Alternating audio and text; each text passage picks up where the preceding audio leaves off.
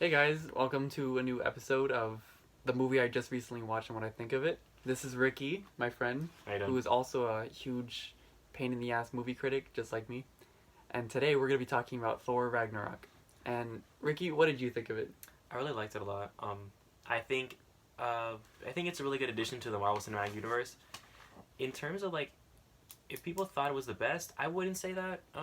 I think, my opinion, Iron Man 1 is the best, just because it's always the one that started everything. Civil War was really good too. I think it was those are my top two of Marvel. But Thor, I put it like a 4 out of all of them. You know, people might hate me for that. But I also thought Suicide Squad was a piece of garbage. So, you know. It was garbage. All DC Universe movies, except for any of the Batman movies, minus Batman vs Superman, they're all good. I also did. I like Thor a lot. Thor Ragnarok was just... I feel like it was just so cinematically fresh as compared to all the other Marvel movies that have been coming out recently. And I'd have to give it a solid 9 out of 10. What do you rate it? I'd probably give it 8.5. A lot of critics gave it less ratings because they thought it was gonna be a super serious, like dark, oh my god, Thor's about to die movie. But no, I had a feeling it was gonna be funny. Taiki Waititi or whatever how you say his name. He brought a really good fresh tone to the overall like Marvel cinematic scope, because people like, oh, it just fall into the trap of all Marvel movies, but you know you're not gonna have every single villain in every other movie. I mean, they have to get either ambiguous death or just plain you see them die. That's the thing. I think with this movie, I knew it was gonna be a lot lighthearted a lot more lighthearted than people thought, just because of the soundtrack. As soon as it started playing the Led Zeppelin song, I'm gonna say Animal Farm, but I'm not gonna remember. I don't remember its name. but it was good. Animal Song. There we go. Some pros, I'd have to say, definitely the action was good. The soundtrack was amazing, and just overall, it was just, like I said, it was a very fresh movie. The characters were also very memorable too. By the end of it, I feel like if any unnecessary characters died, I would still be sad about it. Just simply due to the fact that I fell in love with every character on there. What do you think? I really think that one of the best things in my opinion about this movie was Valkyrie. How they introduced a character, they told her, oh, she's a Valkyrie. She did this. This is what they did her. That was it. They didn't really fall into the trap that most movies, most specifically science fiction, even science fiction movies fall into the trap where they tell you the whole thing in the beginning. Star Wars did it. Blade Runner did it. If you want to watch, because there's opening credits, they tell you the whole story about how the world is. I feel like Star Wars at this point is very endearing, due to the fact that you see the long text go across and you're like, okay, here we go, strapped in. But this movie really, it didn't just throw all the action in your face. It didn't throw all the exposition in your face. It just kind of we're gonna give you the story bit by bit, until the point that you have the whole thing together. You can actually put it together by yourself, which, again, that's another thing that I really liked about it too. Some cons I'd have to say was, I feel like the movie was a bit rushed. You can feel. Would you say it was like one of the shortest? Yeah, it's the shortest Marvel movie in the whole universe. I feel like towards the end they're just like, okay, we're getting to the point that Thor's realizing what he has to do against Hela, so now we have to kind of run it along. And I feel like just overall the ending of it, the way that they tried to beat Hela was just, I feel like it was just kind of half-assed. Like, they could have done a better job with it. Honestly, if Loki somehow had anything to do with the final blow, I would have loved that. Actually, one thing we brought Loki up, I like how in the Thor movies they continued on. At this point, you know what Loki's gonna do. Like when he saw the Tesseract, he's like, "Oh, I'm gonna steal it." You already know he was stealing it. He looked at it, and I was like, "It's already gone." Another thing, if you didn't see, obviously this thing, we're already past the spoiler point. So, but if you want to see Thor for free, you can watch the Infinity War trailer. It gives you the whole Thor in a couple seconds. I mean, they show you Thor missing his eye. They see the Tesseract with Loki. That's the whole point. That's all the whole point of the movie.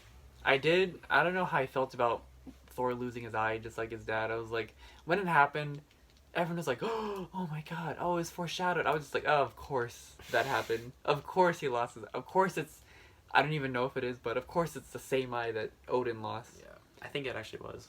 I did like the Doctor Strange cameo. Well, I really liked the Doctor Strange cameo. That's actually that was actually the end credits scene for Doctor Strange. I heard that from Tom, and he said that it links into the movie, which I have actually not watched Doctor Strange, and I really want to now, just from watching this movie, just the 5-10 minutes you meet Doctor Strange. I really want to see Doctor Strange, so I'll watch it. Maybe I'll make a very late review on it. But I mean, you reviewed what's it called? Suicide Squad. Yeah. And that was so late. I think that was, didn't it come out last year? Yeah. So That's in movie time. and, That's like I mean, 10 the years. Oscar-winning film Suicide Squad, critically acclaimed. What is it? They probably rated it best movie of the year. There's actually one best makeup. Oh my god, I'm done. But you guys already know how I feel about Suicide Squad. Is there anything you got to say about Thor besides the fact it was a good movie? I already mentioned Valkyrie. I mean, I think she was probably the best part of the film. I've pretty much already said that. Mm-hmm. I think. I like how they included the Led Zeppelin song a lot, and like they sprinkled it into the movie, which made it good. They played it twice. Yeah. They played that same song twice, which I loved it. That was Immigration Song is one of my favorite Led Zeppelin songs, and the fact they did it twice was beautiful enough. But I think Let me think. I think like some people thought that the Thor movie, there was some like sprinkles of like humor into the movie unnecessarily. Kind of like when Thor and Crick, they come in like, hey, I'm Thor. It's my buddy Crick. I could Especially not when remember when, the rock guy's name, but I loved him. When they were destroying Asgard, this one guy is like, yeah, I didn't really like that scene how they just like broke away from all that like seriousness and put a joke. What do you mean? That's It's called the ill-timed. comic relief. Yeah. Like, you'll notice in every serious movie, there's at least one little bit of comic relief. If you don't have it, it's watching a tragedy. The end of Get Out. That, yo, Me and you Jake, know. we watched all 7 different endings of Get Out. One of them was a super serious ending, which is pretty dark. But the other 6, they're all different jokes made by Rob. Then when he picks them up, I think that, and that's what I mean. Every movie needs that comic relief to kind of break the awkward silence between seriousness and just darkness, despair. You need that one person that just throws in the joke, and it was rock guy. What's his name? I think it was Torg. Torg. It was Torg. If not, I'm sorry. I watched this movie like 3 weeks ago. We're just gonna call him Torg. Yeah, Torg was comic relief. I did like that. That was a huge pro for me. Just every time you see him in the movie, you're like, oh, good. Here we go. I'm ready for the hilarious one-liner. So you rode the hammer. No. So the hammer rode you. No, I thrust it in the air and then it flew. Oh, so it must have had like really emotional attachment to this thing. No, I think my favorite was the end part where he's like, oh yeah, no, he died. I'm just kind of carrying He him around. died. He's like, oh no, he's alive. It's all good, guys. No, wait, what was the question? That part got me. Because like it's all serious at the end. It's kind of sad. Thor lost an eye, and then this guy comes out of nowhere, and you're like, oh, Thor. Where's he from? And then he says, oh, he's dead. That was so sad. But overall, yeah, I think it was just a very beautiful movie. It had the right comedic timings, very well structured.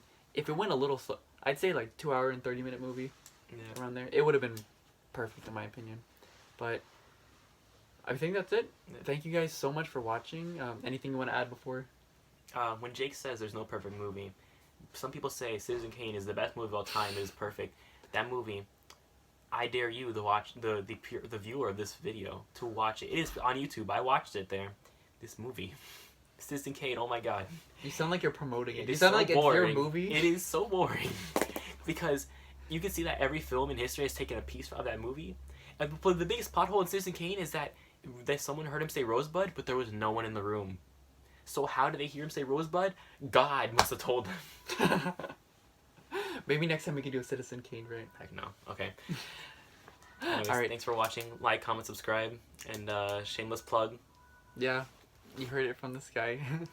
But anyways, thank you guys for watching, and see you in the next one.